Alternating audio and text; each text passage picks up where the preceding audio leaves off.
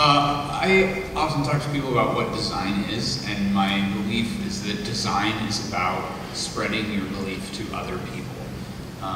In maybe a solo project, that's spreading belief in your game to your players so that they buy into whatever your system or whatever your fantasy is and continue engaging it. If they don't believe in this, if they don't think that this is fun, if they don't think that your system is rewarding, they're gonna take off. And then in a larger setting, it's about spreading your belief to your team so that you're all working on the same game.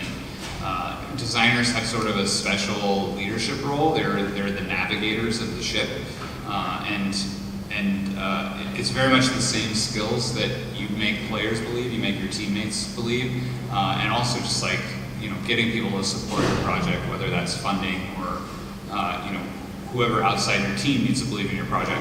So to that end, I would give you some feedback on your presentation itself. It's go straight to the thing that I need to believe in.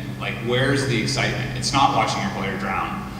Okay, that's a part of your game, but show me unlocking the room instead of telling me. Games are interactive experiences. They're not like a narration, right? It's not like reading a book or reading a news article.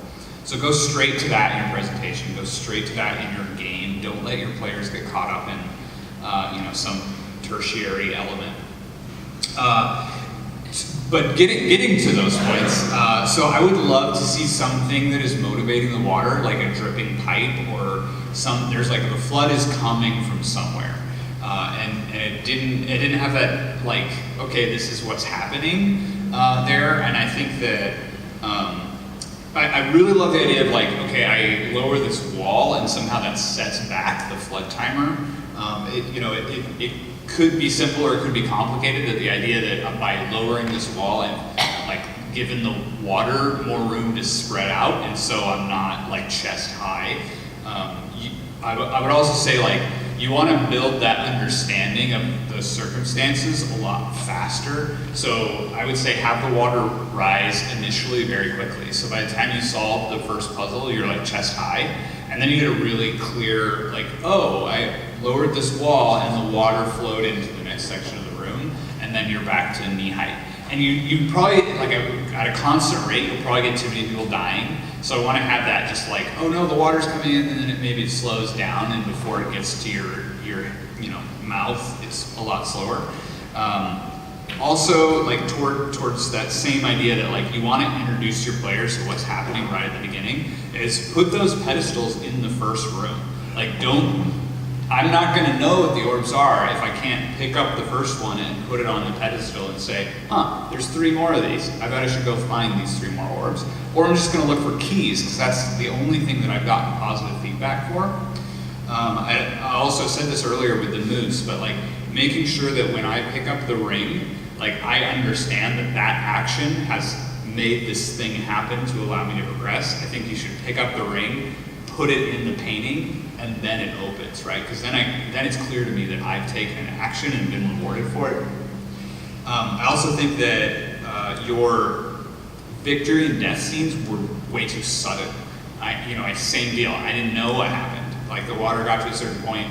There was no I would love a noise, right? It's sort of you always want to be encouraging and rewarding the player even when they're failing. And those kind of little candy moments of just oh yeah, I drowned, and then you see the screen that says you drowned, but it's that the screen is boring, but that sound is some pleasing stimulus.